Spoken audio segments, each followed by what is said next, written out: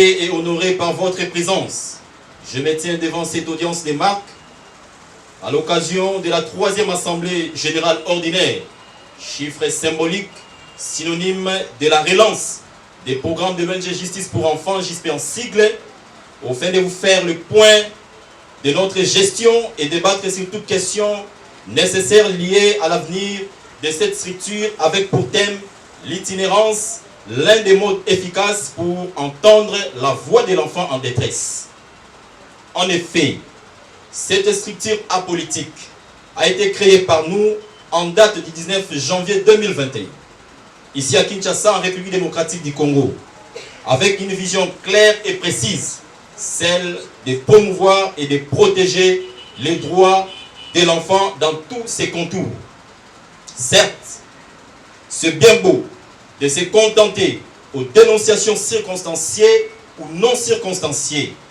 mais c'est mieux de palper du doigt la réalité sur le terrain de l'injustice que subit l'enfant jour et nuit au sein de la société et ou de constater le bavir dans les comportements de ces derniers au regard du principe sacro-saint conduisant la présente structure qui est, je cite, « Les enfants sont les pépinières des autorités de demain ». Excellente autorité ici présente, différents ministres de Dieu, multiples notables, distingués invités à vos titres et qualités respectifs, chers membres de la JISP. C'est à ce juste titre que les larmes ne cessent de couler sur le zier lorsque nous remarquons la mauvaise foi manifeste de certains membres des familles qui rejettent les enfants mineurs sur la rue après le décès de leurs parents, soi-disant pour cause de sorcellerie, alors que ces mêmes auteurs faisaient semblant d'encenser les enfants du vivant de leur géniteur. Toute la question que nous nous posons est celle de savoir s'il est vrai que ces enfants sont des sorciers, pourquoi ne pas chercher leur délivrance en lieu et place de les abandonner sur la rue sans soutien aucun, tout en énervant la pertinence de la disposition de l'article 190 de la loi numéro 09/001 du 10 janvier 2009 portant protection de l'enfant. Prenons un cas très sensible, celui relatif au sort réservé aux enfants en conflit avec la loi, SL en sigle, devant les tribunaux pour enfants où les manquements phares restent sans nul doute les viols, suivis de l'extorsion, du vol et des coups et blessures. Puis j'enchaîne. Ici, le mode d'accueil de ces enfants n'est pas bien pris en compte. Dans la pratique, le juge saisit de faits contre un enfant mineur qui devait en connaître à fond l'intéressé avant de prendre une quelconque mesure, tout en collaborant avec les assistants sociaux, se contente malheureusement à percevoir la caution pour la remise aux parents. RAP. Alors qu'en principe, chaque tribunal pour enfants doit disposer d'un lieu décent pour l'hébergement des enfants, qui en principe ne peut pas être dans la prison centrale de Makala, en raison de son ampleur sur l'enfant. C'est ce qui fait que le même enfant qui hier était incarcéré se retrouve à nouveau sur les 4 murs de la prison. Et pendant ce temps, les victimes ne sont pas soulagées et elles ont du mal à faire exécuter des décisions judiciaires, puisqu'après la remise aux parents, les tribunaux pour enfants étant incompétents à l'égard des parents défaillants, et que le parquet, instance compétente, qui devrait mettre la main sur les 10 parents, se focalise plutôt à l'activation du dossier par la pauvre victime comme préalable avant de déclencher une quelconque poursuite. Bien que l'article 131 de la loi précitée est très clair quant à ceci.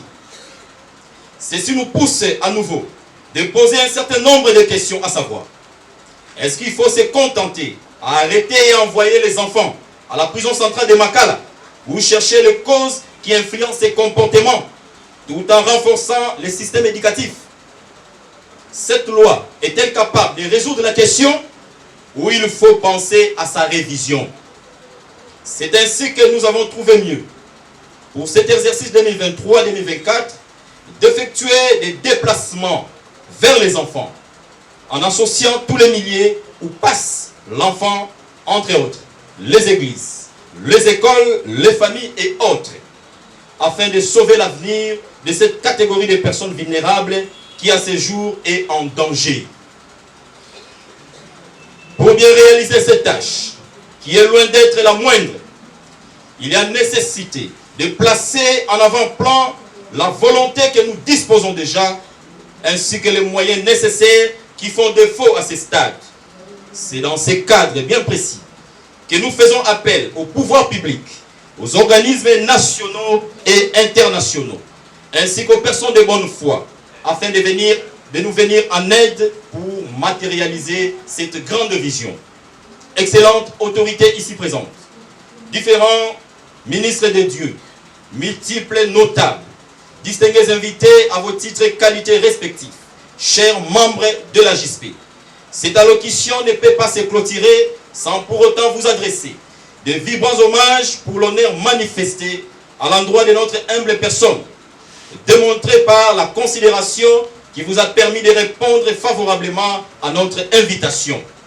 Et cela malgré vos multiples occupations, surtout que nous sommes pendant les week-ends et à quelques jours de la rentrée scolaire, période caractérisée par la concentration atroce des parents qui cherchent des voies et moyens pour trouver les fournitures scolaires. Par ailleurs, et plus particulièrement, nous remercions toute personne qui nous assiste d'une manière ou d'une autre, tout en les encourageant de le faire davantage, et sans oublier notre partenaire fiable ici présent, je cite la Société de gardiennage Force Pro Sécurité, dont nous avons l'honneur de vous convier ces services. Ainsi donc, tout en vous exhortant de bien suivre la suite de notre programme, je vous remercie.